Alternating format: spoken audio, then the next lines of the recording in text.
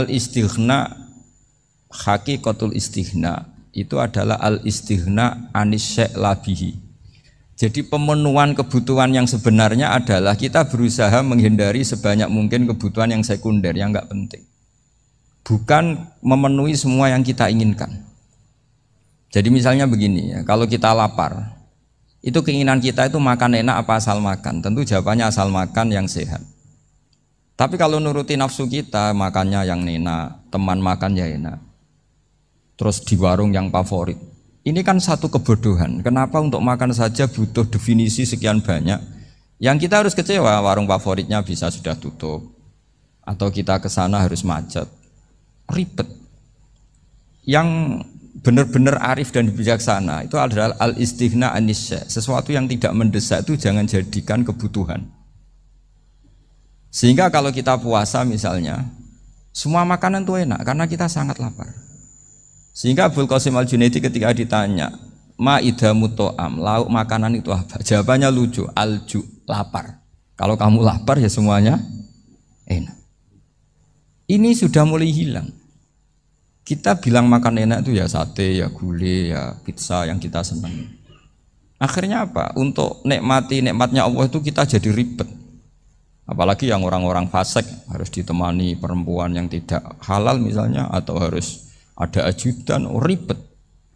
Nah pertanyaannya, orang yang ribet sama yang enggak ribet itu pinter mana?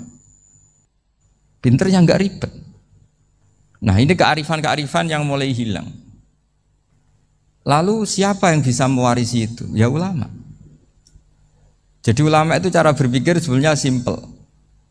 Makanya mereka sering kalau tahajud itu, di antara makalah Sayyidina Ali paling terkenal dan yang menjadikan beliau punya derajat yang luar biasa itu adalah kafani izzan antakuna li robban wa kafani fakhron an akuna laka abdan. Ya Allah, saya ini sudah begitu mulia, begitu terhormat dan sangat-sangat terhormat karena yang menjadi Tuhan itu Engkau. Jadi rumus pertama itu karena menjadi Tuhan itu Engkau. Hanya Tuhan yang abadi, Tuhan yang pertama, hanya Tuhan yang al-awwal. Coba ya Allah, kalau saya ini punya Tuhan Fir'aun, punya Tuhan mati jadi tontonan lagi, itu kerennya di mana coba? Andaikan kita punya Tuhan Fir'aun, atau punya Tuhan yang asal usulnya manusia, apapun hebatnya manusia itu, kita punya Tuhan manusia itu. Tuhan yang lapar, yang kalau nggak makan mungkin pingsan, mungkin bisa kena COVID, nanti Tuhannya diisolasi. Kayak apa? Makanya ketika Tuhan Allah menyindir ketuhanan selain Allah itu, Allah hanya menyindir dengan kalimat sederhana, kana yakulani to'am, yang kamu tuhankan itu masih makan. Artinya kalau nggak makan ya lemes. Jadi lama-lama ada orang gini, alhamdulillah tadi Tuhan mampir ke saya, kelihatannya lapar, setelah tak kasih makan sehat lagi. Susah nggak punya Tuhan yang seperti itu. Beda dengan Tuhan kita. Tuhan yang enggak butuh makan, enggak butuh minum, Al-Qayyum, zat yang berdiri sendiri tanpa butuh yang lain. Al-Awwal, sebelum ada langit bumi sudah ada Tuhan kita yaitu Allah. Bandingkan dengan Tuhan-Tuhan yang dipertuhan yang lain, yang adanya setelah bumi, misalnya Fir'aun dan sebagainya. Sehingga Sayyidina Ali pertama jadi kebanggaan apa? Kafani izzan antakuna li robban. Saya ini keren betul, karena punya Tuhan yaitu Engkau. Tuhan yang lahul asma'ul husna, Tuhan yang semuanya punya kebaikan, punya keabadian, punya keagungan. Terus wa kafani fakhron an akuna laka abdan, dan saya bangga sekali karena saya menjadi hambamu. Kalau saya jadi hambanya Pak Rektor ribet kan, sudah tak hormati ternyata nanti tidak rektor, ya kan ribet kan. Terus pokoknya ribet, jadi budaknya manusia itu ribet. Makanya ada seorang wali datang ke temannya yang jadi presiden atau jadi raja. Datang ke situ karena tidak punya uang, mau minta uang karena temannya raja. Setelah sampai sana ternyata temannya ini karena orang soleh pas berdoa, ya Allah saya minta ini, minta ini, minta ini. Terus si wali tadi pulang. Kenapa kamu pulang? Ternyata dia sama, masih minta-minta kayak saya. Jadi sederhana dia. Sama-sama minta kamu, minta zat yang kamu mintain katanya. Jadi dulu itu orang itu sebegitu dekat dengan Allah. Sehingga si raja ini terus ketemu wali tadi tanya, kenapa kamu menyepelekan saya padahal sekarang saya raja. Terus ditanya sama wali tadi, karena temannya. Kalau kamu di padang pasir tidak bisa minum dan harus minum 1 gelas, dengan ongkos kamu harus mengasihkan semua kerajaan kamu demi minuman itu. Pilih mana, minuman apa tetap jadi raja? Ya saya milih bisa minum. Saya tidak raja tetap hidup, tapi kalau nggak minum mati. Bagaimana Anda bangga dengan satu kerajaan sing la yusawi kak samain, yang tidak sama dengan segelas air. Jadi artinya terus mereka melihat jadi raja itu ya biasa, jadi presiden biasa, jadi rektor biasa. Karena mereka biasa berlogika hakikatul izzah itu ya at-taqarrub ila Allah, yang benar-benar terhormat itu ya dekat dengan Allah. Begitu seterusnya mereka bikin paradok-paradok yang aneh, tapi itu menjadi pelajaran. Bapak saya Ki Nur Salim itu senang baca anekdot Nasiruddin Koja. Itu kalau bikin orang-orang aneh, itu dia datang ke satu pesta, pakai baju lusuh, pakai sarung lusuh atau celana lusuh, sama Sohibul Bait yang punya acara dibiarin. Setelah dibiarin dia pulang pakai jas, pakai dasi, pokoknya keren. Dihormatin, pakai alpat, pokoknya dihormatin. Silakan. Pas dia disuruh minum, minumannya itu disokkan saja ke sakunya. Jas, kamu harus minum yang banyak, karena kamu yang dihormati, bukan saya. Terus makanan ya semuanya diletakkan di saku, ada yang apa, ayo kamu makan yang banyak. Alpatnya juga gitu, dikasih sate apa, ayo kamu makan yang banyak. Mereka tidak melihat saya, melihat kamu. Akhirnya orang satu pesta itu istighfar semua, berarti kita ini salah. Terus dia pidato, kenapa kamu uang gitu? Tadi saya datang, orangnya sama. Gara-gara beda pakaian, penghormatannya beda. Berarti yang berhak dapat makanan ini jasa ya, bukan saya. Betapa naifnya kita sebagai orang. Ternyata kita masih hormat sesuatu yang seperti itu, yang atribut lah. Jadi orang-orang sufi itu orang yang bisa menertawakan dunia. Akhirnya ya, pertama dia dianggap orang gila, masa jas dikasih makan, dikasih minum. Tapi secara fikih dia benar, haram dia makan. Karena pas dia datang dibiarin, setelah pakai jas dikasih makan. Berarti hakikat yang dapat rezeki siapa? Jasnya apa orangnya? Jasnya apa orangnya? Jasnya.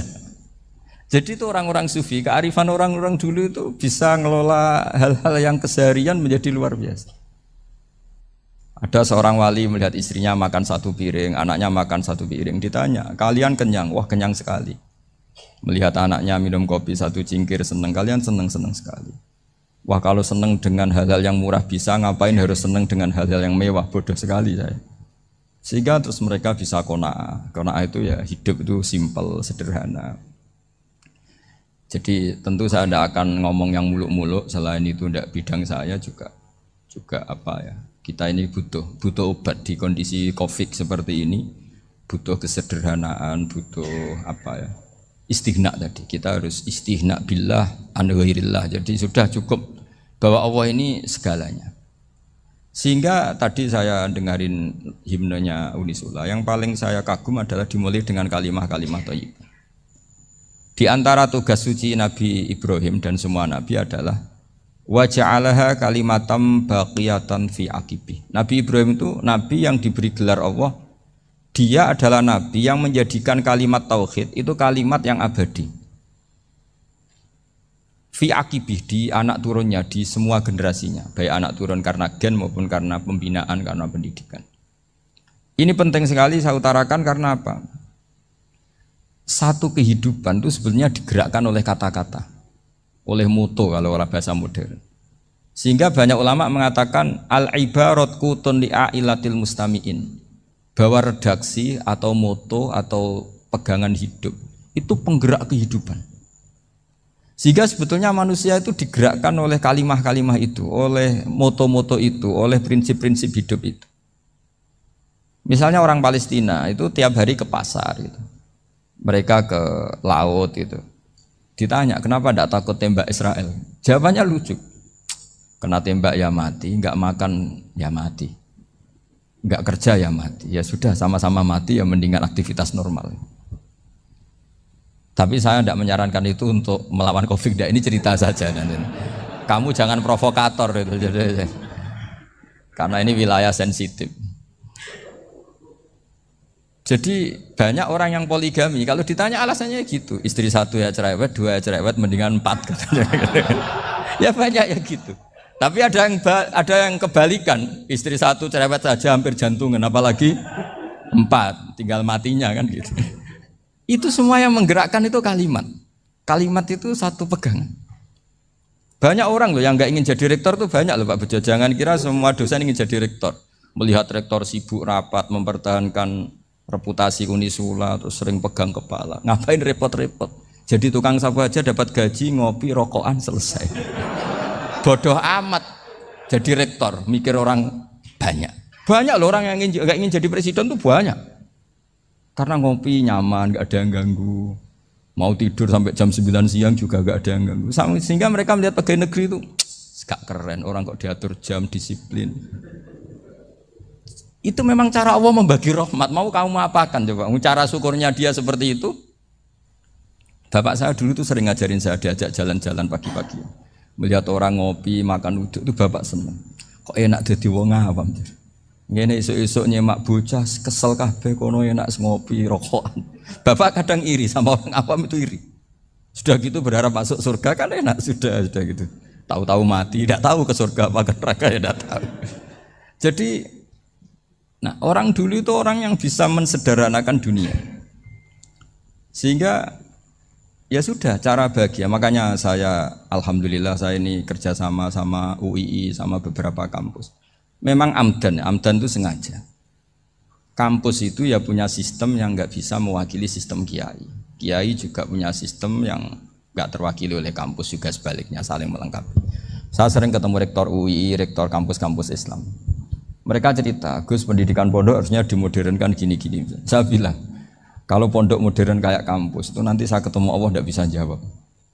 Kenapa Gus? Saya beri contoh gini. Kalau misalnya perempuan perawan lah atau apa saja, namanya perempuan, mau tanya tentang menstruasi atau haid. Kalau semuanya sistem kampus, dia harus kuliah dulu. Registrasi dulu, kuliah dulu, bayar dulu. Dan dapat jawabannya nunggu mata kuliah pas itu. Bandingkan kalau sistem pondok, saya tuh sering ke pasar sama anak saya dicegat sama ibu-ibu. Gus, anak saya ngalami gini-gini, keluar darah terus menerus, nggak 6 hari tapi 1 bulan penuh. Itu hukumnya apa Gus ya? Nanti saya mau sowan ke jenengan. Nggak usah sowan di sini aja. Ya sudah. Sebelum mengeluarkan darah yang rutin seperti itu biasanya haidnya berapa hari? 6 hari ya sudah ikut yang 6 hari, yang lainnya istighatsah. Ngoten tok Gus, ya udah ya. Begitu terus di masalah udhiyah, Pak. Ya coba kalau semuanya pakai sistem kampus, daftar dulu, bayar dulu. Jadi ini nggak ada jawabannya, nunggu mata kuliah itu, baru dapat jawaban. Itu biasa nggak sholat bertahun-tahun karena belum ada jawaban tentang itu. Nah itu kalau misalnya orang mati. Tahunya cara apa memulasara jenazah itu nunggu kuliah dulu, pas mata pelajaran itu dulu, baru menangani orang mati. Berarti orang mati itu tergeledak semua. Tapi kalau kiai kan enggak. Kesini orang mati terbakar, kalau dimandiin malah badannya copot-copot, itu gimana hukumnya? Ini ada orang mati Gus Kendat, ini disolati apa enggak? Ada orang mati apa itu oplosan ya, itu disolati enggak? So sering ditanya gitu. Enggak usah registrasi Pak Rektor. Gak usah registrasi, gak usah daftar, gak usah seminar. Makanya kalau orang kampus wani kiai itu ya kualat tenan itu, karena ini yang on time. Tapi pondok seperti saya ya ikrar seikrar-ikrarnya. Pentingnya kampus karena melatih efisiensi waktu, disiplin, tata kelola manajemen sehingga kita ya hormat. Tapi tadi kita harus saling melengkapi sehingga saya tunjukkan ke publik bahwa saya hormat sekali sama polisi, sama tentara. Coba kita bisa apa ngadepi bandar narkoba kalau enggak polisi? Bisa apa coba menjaga NKRI kalau enggak tentara? Begitu juga ya sudahlah kita memang fa inna yadallahi ma'al jamaah, kita berkah itu kalau bersama-sama. Enggak bisa kita sendiri. Nah lalu orang kayak saya itu ya beberapa kali sebetulnya saya itu ditawanin jadi doktor honoris causa apa. Kekhawatiran saya satu Pak Bejo, takut pas enggak punya uang. Itu dokter kok di duit kan gak pantas gitu.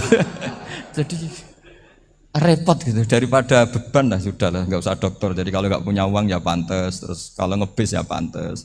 Suatu saat kalau mati nggak ada yang hadir ya pantas, nggak dokter gitu. Kalau sudah dokter kok masuk neraka, dokter kok masuk neraka kayaknya apalagi rektor kampus Islam kok masuk neraka itu kan kok kok kayak nggak pas itu. Misalnya rektor Unisiola ditanya mungkar nakir, nggak bisa kan kayak gimana gitu. Makanya harus sering ngaji saya supaya nggak malu di depan mungkar nakir. Masa rektor ditanya mungkar nakir nggak bisa. Harus berani bentak. Ini saya rektor loh Pak mungkar nakir. Masa kalau wali-wali dulu berani. Masyhur di cerita wali-wali ditanya marabbuka manabuka. Saya ini guru tauhid. Kok kamu tanya marabbuka manabuka yang ngotok? Kamu udah pernah ngaji, enak aja tanya. Jadi wali-wali itu ya rileks ngadepi mungkin. Saya yakin rileks wali di Bang Pak Rektor. Saya yakin itu. Karena wali itu lebih dekat Allah. Sehingga orang dulu itu saya ulang lagi ya, ada satu kearifan namanya hidup itu apa? Hidup itu adalah cari sebanyak mungkin supaya hidup itu tidak tergantung pada banyak hal. Sehingga misalnya cara berpikir orang-orang modern itu sebenarnya banyak orang-orang ilmuwan yang nggak ngagumi Amerika. Bukan karena angkuh ndak. Untuk mempertahankan kebesaran negara sebesar itu, kebutuhan listriknya besar, kebutuhan tentaranya besar, kebutuhan apa. Sementara negara kayak Venezuela atau Swiss kebutuhannya ada banyak. Pertanyaannya, yang tergantung dengan banyak hal sama yang tidak tergantung banyak hal, itu pinter mana? Kalau dibalik pertanyaannya gitu, negara-negara maju itu tidak keren kalau dibalik pertanyaannya. Orang yang untuk mempertahankan eksistensinya banyak, butuh banyak hal, dengan yang tidak butuh banyak hal, itu pinter mana? Orang yang bahagianya nunggu jadi dokter, nunggu jadi kiai besar, kiai viral, dengan orang yang bahagia cukup dengan ngopi, itu pinter mana? Tapi kalau dibalik pertanyaannya, orang yang tahunya nikmat hanya kopi, dengan nikmat yang banyak, pinter mana? Makanya Mbah Mun tuh kalau guyon itu lucu. Aku iku sakake ambek wong desa sing mlebu swarga. Saya dulu eskal mlebu swarga kok disakeni. Akhirnya beliau memberi penjelasan. Wong desa iku roe pakanan enak, iku mau kopi mbek uduk. Lah swarga iku mau nuruti sing dikarepno. Akhirnya wis mau mangan, wis ngopi, nguduk, ngopi. Wong ora roh pakanan liyane iku ora roh. Nasi mandi ya ora roh, pizza ya ora roh apa-apa. Terus saya bilang, wah lah niku nak nganti selera tentang wanita cantik. Iku juga sederhana. Rontok pesek ya wis cantik, rontok ireng ya wis. Apa bidadarinya seperti itu karena saking enggak pengalamannya.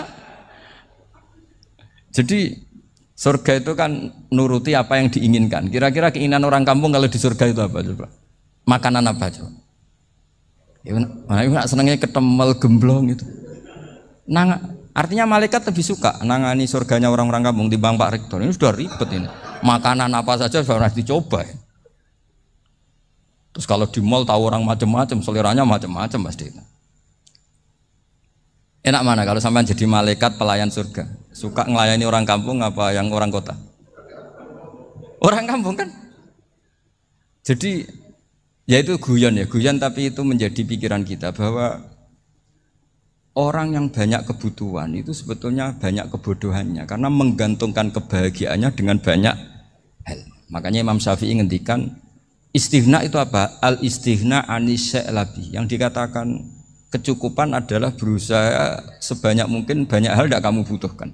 Bukan memenuhi semua kebutuhan kamu karena nafsu kamu ini tidak ada batasnya gitu. Kalau kamu penuhin nggak akan selesai. Itu ada perempuan yang kurang cantik itu minta doa saya, Gus doain suami saya kaya, terus tak guyonin, terus nggak minta. Kalau suami kamu kaya, yang pertama dirubah itu apa? Rumah supaya rumah saya bagus. Kedua apa? Mobil supaya mobil saya bagus.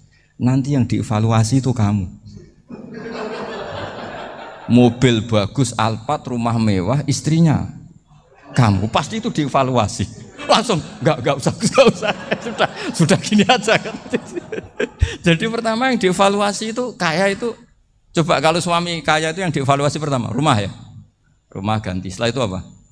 Mobil. Kira-kira berikutnya akhirnya sudah nggak jadi. Nabi Ibrahim itu pernah minta umur panjang, keren umur panjang. Sama Allah nggak dijawab. Datang orang tua gitu mertamu ke Nabi Ibrahim, terus disuguhi dikasih kurma. Apa itu? Kok kurma apa? Anggur yang sudah matang sekali, sudah dimakan. Setelah dimakan meler keluar lagi, dimakan lagi meler lagi. Terus Nabi Ibrahim masuk lagi ke kamar. Ya Allah, doanya tak cancel. Nanti kalau saya tua kayak itu. Jadi Allah itu gak jawab langsung tapi ngirimkan itu. Akhirnya ya Allah gak jadi. Nanti takut itu. Saya pernah ngalami jadi kiai tadi, ada ibu-ibu ya gak pati cantik lah. Suaminya tuh miskin sekali. Minta doa saya supaya kaya. Bareng tak kasih pertimbangan itu udah gak usah gak jadi. Jadi itu kearifan. Tapi kearifan ini harus kita tanamkan. Saya nggak bisa membayangkan Indonesia yang besar ini, andai kan tidak ada qanaah, nerimo ing pantum. Coba sekarang ada Covid. Andai kan Indonesia tuh kayak Perancis. Saya beberapa kali punya tamu orang yang hidup lama di Perancis, bahkan dapat istri orang Perancis. Itu dulu nggak begitu mencintai Indonesia. Tapi setelah di Perancis 2 tahun, wah Indonesia hebat. Di Perancis itu kata dia kalau cerita, semua kebutuhan masyarakat itu dibebankan ke negara. Apa saja minta negara, apa saja nyoal negara. Sementara Indonesia, coba kalau Indonesia mengalami seperti ini kok tidak ada qanaah rimo ing pantum, bisa kios Indonesia. Orang miskin nyalahkan negara, kelaparan nyalahkan negara, apa saja. Tapi barokahnya dididik kiai, jogeman nyalahno wong liya. Urip pun romo ing pandum, diame. Sampai gak ngerti kalau Covid. Banyak tuh orang-orang kampung itu, orang lugu-lugu itu. Mbah niki saking Covid, salam ning Covid, muga-muga umure panjang. Dikira Covid itu nama orang yang ahli sosial itu. Mbah niki dana saking Covid. Matur nuwun sampekno salamku, muga-muga umur panjang. Bingung kan yang nganterin ini. Ini gimana yang mau menjelaskan? Memang nggak paham. Ribet kan. Tapi saya pastikan bahwa dengan keadaan seperti ini kita bahagia, kita stabil, itu jelas barokahnya kalimat tadi, moto tadi atau pegangan hidup tadi. Makanya disebut al-ibarat qutun li'ailatil mustami'in, bahwa redaksi atau kata-kata atau pegangan atau filosofi hidup, apalah namanya itu adalah penyemangat. Penyemangat. Karena kata-kata ini memang luar biasa. Ketika sahabat perang demi kebenaran, zaman itu ya pasti benar karena yang dibela Nabi. Dulu itu kan enak zaman Nabi, yang dibela mesti benarnya, musuhnya mesti salahnya. Sehingga dulu itu memang harus tegas. Kalau sekarang mau tegas gimana? Yang kamu bela tidak mesti benar, musuhnya tidak mesti salah. Ribet kan kalau misalnya saya tukaran sama Pak Rektor, kamu mau bela mana kan bingung. Saya tidak mesti benar, saya tidak Nabi. Pak Rektor apalagi tidak mesti benar lagi kan? Ribet kan? Jadi kalau kita mau perang sekarang itu mau pede gimana? Enggak. Makanya banyak ulama sekarang itu mau tegas tuh enggak berani karena ya banyak hal yang abu-abu lah wilayahnya. Misalnya pilihan presiden atau pilihan bupati, pilihan menteri. Kamu mati-matian bela itu, yang kamu bela tidak mesti benar, musuh kamu tidak mesti salah. Misalnya pilihan bupati, wah ini kabupaten ini baik kalau bupatinya ini, yang satu bilang ini, terus tim suksesnya kamu tanya, kamu yakin? Ya tidak juga. Lah kenapa semangat? Kan saya botohnya, paling alasannya ya itu aja, bukan yang lain. Beda dengan zaman Nabi, nabinya mesti benar, Abu Jahalnya mesti salah, kan enak aturan mainnya jelas. Singkat cerita dalam perang itu banyak sahabat yang ngalami luka, ngalami apa gitu. Kemudian curhat ke Nabi, ya Nabi gara-gara derekkan jenengan, ngikuti jenengan saya harus ngalami seperti ini. Ngiranya orang itu diapresiasi sama Allah keluarnya. Ternyata sama Allah gak diapresiasi.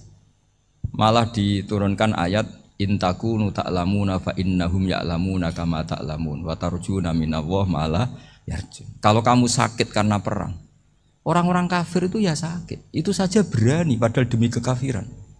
Wa tarjuna minallah malah yarjun. Padahal kamu punya nilai lebih yaitu berharap kepada Allah yang mereka tidak punya. Saya jadi kiai itu ya kadang mangkel. Karena yang benci ya benci, yang seneng itu ngel-ngel loh kayak Pak Bejo. Jadi semuanya ribet. Nah iya, yang benci ya ganggu, yang seneng ya ganggu, tambah nemen. Seribet. Tapi kalau sudah ingat bandar narkoba, mereka berhadapan dengan polisi, kadang ditembak karena kesalahannya terlalu fatal. Antar persaingan mereka juga bisa tembak-tembakan karena merebut pasar narkoba. Itu saja mereka berani. Kok kita yang jadi kiai kadang dicium tangannya, dihormati gak berani, hanya takut apa ya, musibah-musibah kecil lah, atau problem-problem kecil. Lah iya, kalau kita bandingannya gitu. Kalau kamu mau tahajud kedinginan, itu masih nanti dihisab Allah itu gitu. Maling ayam itu keluar malam-malam, hanya dapat ayam. Itu gak takut dingin. Ya gak takut digebuki masa. Kamu mau tahajud saja takut dingin. Makanya nanti hisabnya orang soleh itu nanti dijajarkan orang dolim. Terus diperbandingkan. Wah itu habis kamu kalau itu. Jadi misalnya Unisula mau rapat, tapi ini malam, kalau malam dingin nanti sama masuk angin. Wah anak-anak pang di perapatan aja berani kamu. Kalau sudah perbandingannya gitu tuh ribet kita nanti. Makanya itu kalimat itu moto atau filosofi hidup. Sehingga diulang lagi nasihat itu. Iyam saskum korhun fakodu masal koma korhum mislu. Kalau kamu kena luka, orang-orang yang nggak benar juga akan kena luka. Itu aja berani demi ketidakbenaran. Masa kamu demi kebenaran nggak berani? Akhirnya orang itu, ya itu kalimat, itu heroik. Makanya kita ini penting ya. Makanya tadi himne Unisula dimulai kalimat thayyibah. Karena kalimat ini yang menjaga kita kalimat ini. Misalnya tentang Tuhan. Kenapa orang Islam imannya kokoh seperti ini, termasuk yang sudah hidup di Amerika, di Australia, di mana-mana. Itu ya barokahnya ajaran atau barokahnya kalimah. Saya sebut kalimah saya pakai bahasa santri. Karena la ilaha illallah itu dalam tradisi santri disebut kalimatu haqqin alaiha nahya wa alaiha namut wa alaiha nub'ats. Ada yang riwayat wa biha nub'ats insyaallah taala minal aminin. Kenapa mereka di mana-mana meskipun sekolah di Amerika, di Australia, bahkan di Uni Soviet tetap mukmin? Itu barokahnya ajaran yang benar. Allah itu siapa? Tuhan. Tuhan itu sifat dasarnya apa? Awal. Dia harus wujud awal sebelum makhluk yang lain. Sehingga ketika ada negara yang maju, yang tertib, manajemennya tertib, masyarakatnya makmur, tapi punya Tuhan yang tidak seperti itu, tidak awal, itu sudah gak nyaman. Karena ndaklah keren Tuhan saya, karena Tuhan saya itu al-awwal, zat yang pertama. Tuhan saya keren lah, zat yang gak mati. Tuhan yang gak mati, yang gak pernah mengalami kematian. Sehingga tontonan atau yang dilihat kenikmatan-kenikmatan yang lain ini tidak mengubah dia pendirian tentang Tuhan. Karena mantapnya satu kalimat tadi bahwa Tuhan itu ya harus satu, harus awal, harus tidak mati, tidak rusak, tidak mengalami apa-apa yang membahayakan. Sehingga ketika ditawarin Tuhan yang lain meskipun menjanjikan secara finansial atau kemakmuran, mereka gak tertarik. Itu coba, itu barokahnya makmur apa barokahnya ajaran? Barokahnya ajaran. Sering negara Islam itu kalah makmur dengan mereka, tapi barokahnya ajaran ini tetap apa? Tetap Islam. Makanya Nabi Ibrahim, Nabi yang sukses bikin wa ja'alaha kalimatam baqiyatan fi aqibi. Sehingga kita ini bekti sama orang tua misalnya, itu ya karena ajaran. Suwargamu itu karek wong tuamu. Nak wong tuamu ridho, Allah ridho. Nak ora ridho, Allah ora ridho. Ridho wa fi ridhol walidain wa sakhatu wa sukhtu wa fi sakhatil. Sehingga ketika ada orang tua yang agak brengsek gitu, anak-anak tetap hormat. Punya orang tua yang miskin, yang sudah miskin, tukang tombok nomor, banyak kan di kampung gitu. Ya tetap hormat. Coba kalau dari awal kita ngajari orang tua kamu hormati ya, kalau baik, kalau tidak usah. Bisa geger Indonesia.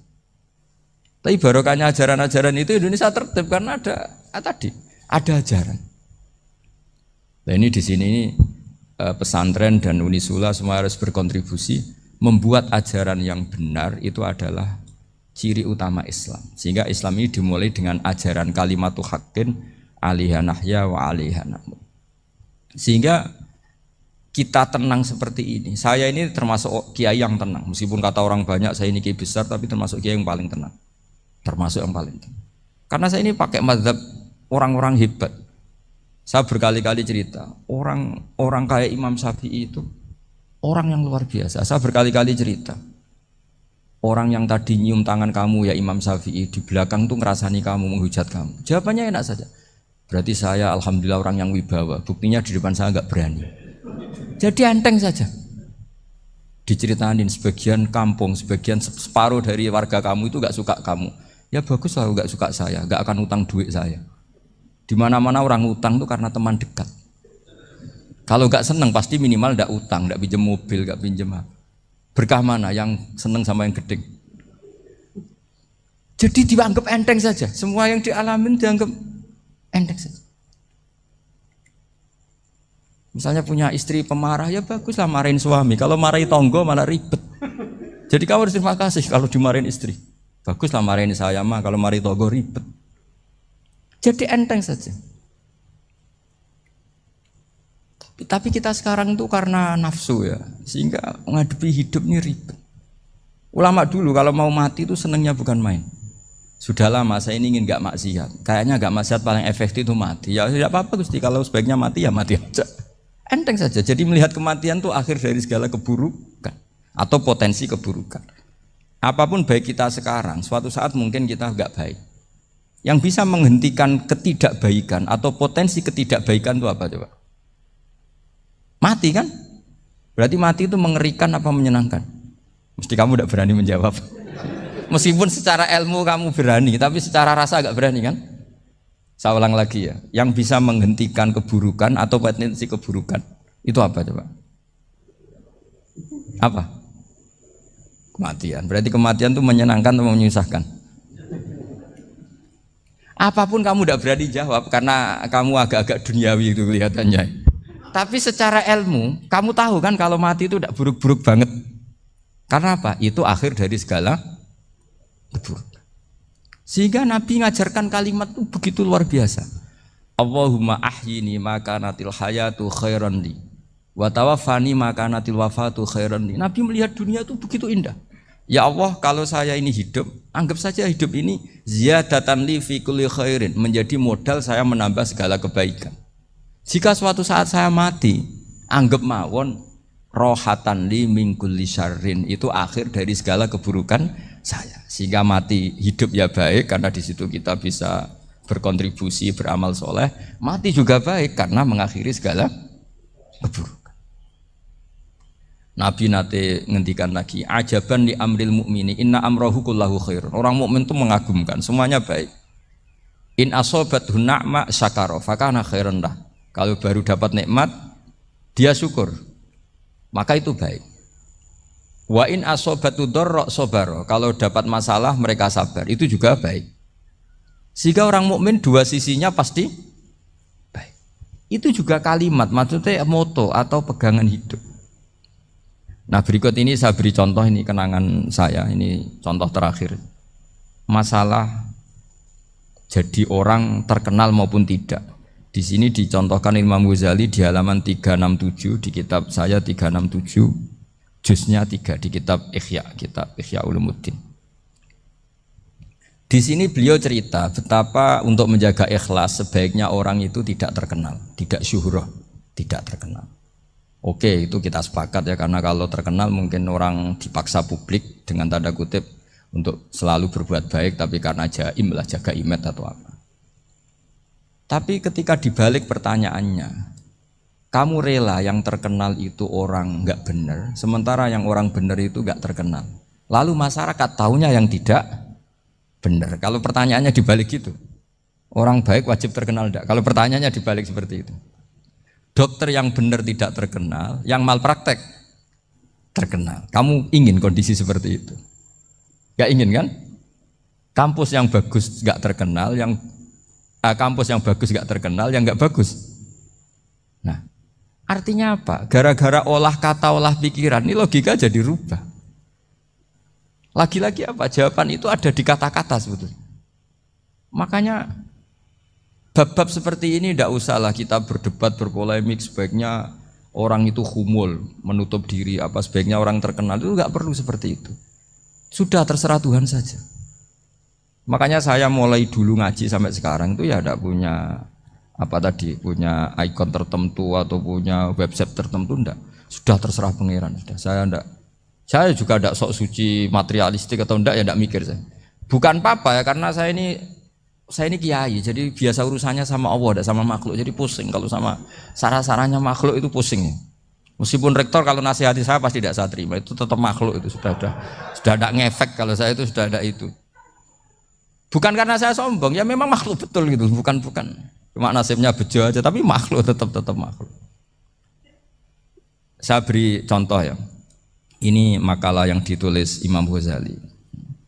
Ya, i'lam aslahakawah anna aslal jah wa intisarus sayyid atau sayyidi wal istihar. Bahwa mazmum itu. Balil mahmudu al-khumulu illa man saharahu wa ta'ala linasri dini min ghairi takallufi talabi syuhrati minhu. Jadi kalau kamu ingin ibadah kamu selamat, ya kamu jangan terkenal. Tapi resikonya adalah kalau kebaikan itu tidak terkenal, maka agak dikenali. Kalau enggak dikenali berarti masyarakat hanya punya percontohan yang tidak baik, karena yang baik tidak terkenal. Jadi itulah ulama-ulama dulu. Jadi apa-apa itu dibanding-bandingkan. Kemudian nanti kelihatan, jawabannya itu kelihatan. Jadi ulama dulu itu biasa ngarang misalnya afatun nikah, sisi negatifnya nikah, harus ngurmat istri, harus macam-macam, kalau terlantar itu ya dosa. Seperti tadi Pak Marsudi cerita, kalau orang ngapalkan Quran itu takut lupa, kalau lupa itu jadi dosa. Pertanyaannya, kalau semua orang takut lupa, takut dosa, semua orang nggak hafal Quran karena potongan-potongan lupa. Cara berpikir tidak seperti itu. Kalau berpikir ya namanya hafalan ya inginnya hafal, kan nggak ingin lupa. Lah nanti kalau takdirnya lupa karena hal-hal yang dimaklumi oleh syariat itu nggak yang termasuk dosa. Yang dosa itu lupa takliwiri udrin syar'iyin, lupa yang tidak ada sebab yang apa? Syar'i. Tapi lupa bawaan EQ-nya tidak bagus, lupa bawaan sering dibentak. Oh itu enggak masalah karena bawaannya orang tertekan itu ya lupa. Coba kamu hafal Quran, terus punya kredit jatuh tempo, pas hari itu aku yakin enggak cerdas sudah. Itu bawaannya orang tertekan itu pasti lupa. Jadi ya saya teruskan ya. Jadi terus ada makalah yang sangat bagus sekali tentang itu. Saya baca ya. Wa yadullu ala dzalika anna Allah azza wa jalla amaral anbiya'a bi idharil amali lil iktida wa khassahum bi mansibin nubuwah. Wa la yajuzu ayyudhanna bihim annahum khurrimu afdhalal amalen. Jadi orang yang terlalu mendewa-dewakan khumul itu menutup diri. Oke, itu baik karena dengan khumul, dengan menutup diri Anda tidak riya, Anda tidak pamer. Tapi kata Imam Ghazali, kamu juga harus ingat, di antara syaratnya Nabi itu harus mengumumkan kalau beliau itu seorang Nabi. Harus memaklumatkan kalau beliau seorang Nabi supaya bisa diikuti. Caranya sholat harus diumumkan. Sehingga Nabi itu mengatakan harus jamaah. Karena dengan cara jamaah itu bisa shollu kama ra'aitumuni sholli. Coba kalau Nabi sholatnya nggak diperlihatkan, kamu harus sholat yang benar. Caranya gimana ya Rasulullah? Itu rahasia. Bingung nggak kira-kira? Bingung nggak? Ya misalnya amal rahasia selalu lebih baik. Terus ada pertanyaan, Nabi ngendikan kamu sholat yang benar, caranya gimana Nabi? Ya itu rahasia. Terus gimana coba? Tapi Nabi ngendikan apa? Shollu kama ra'aitumuni usolli. Ya sudah, kamu sholat niru saya sholat. Berarti Nabi sholatnya diperlihatkan apa disembunyikan? Diperlihatkan. Jadi begitu juga saya berkali-kali bilang, orang tahu kalau itu bidan ya berdasar tulisan itu bidan. Tahu kalau itu dokter gigi ya itu dokter gigi. Jangan sampai gara-gara tidak ada tulisan mau beli alat bangunan di dokter gigi, mau periksa gigi di toko bangunan. Gara-gara apa? Nggak ada maklumat. Nah, di sini ulama-ulama selalu memaklumatkan dirinya. Termasuk Imam Ghazali ketika ngarang kitab dinamai Ihya Ulumuddin, bahwa kitab ini bisa menghidupkan ilmu-ilmu agama yang mulai hilang. Begitu seterusnya. Jadi ini ngaji ya. Jadi orang itu harus ngerti ya. Jadi jangan nuruti emosi sendiri atau logika sendiri. Bahwa saya suka humul, ya monggo. Agama Islam menyediakan sarana itu. Uzlah itu ya punya sisi kebaikannya sendiri. Tapi syuhrah terkenal asal tidak nuruti nafsu juga punya sisi kebaikannya sendiri. Setidaknya umat ini punya satu master kebaikan yang mudah diakses. Tapi tadi saya ulang lagi, jangan karena hadun nafsi, jangan karena kepentingan pribadi. Makanya di sini disebutkan wa yadullu ala dzalika ay ala syuhrah anna Allah taala amarul anbiya bi idzharil amal lil iktida. Allah selalu memerintahkan para nabi kalau ngamal kebaikan ya harus dimunculkan supaya bisa ditiru. Yaitu tadi kita tidak bisa bayangkan kan kalau misalnya Nabi menyuruh kamu harus sholat yang benar, kemudian sholatnya Nabi sembunyi. Kalau ditanya, Nabi saya niru siapa? Wah itu rahasia, kamu nggak boleh lihat sholat saya saat takut tidak ikhlas. Ribet kan? Sehingga jamaah itu statusnya tetap harus. Nah bedanya harus ini ulama berpendapat harus yang apa? Fardu kifayah. Tapi fardu itu maknanya harus. Tapi bukan berarti kalau nggak jamaah sholatnya nggak sah, nggak. Tapi statusnya jamaah tetap apa? Harus. Nah barokahnya harus ini orang yang baru sholat, sholatnya langsung benar karena ada yang diikutin. Coba kalau mantan dukun baru sholat terus sholat sendiri, itu mesti mirip mantra. Karena dia tidak ada master percontohannya. Tapi barokahnya ada master, orang paling bodoh pun kalau sholat ya benar, karena standar ada komandonya, ada imamnya. Sehingga Imam Ahmad malah berpikir keras, syarat sahnya sholat itu harus jamaah. Cara pikirannya Imam Ahmad keras sekali beliau. Jika kalau orang sholat sendiri kok ada orang lain yang maunya berjamaah harus bayar, orang itu harus bayar demi sahnya sholat. Itu madzhabnya Imam Ahmad. Tapi kalau madzhab Syafi'i hanya mengatakan itu fardu kifayah, yang kalau satu komunitas gak mau melakukan semuanya apa? Dosa.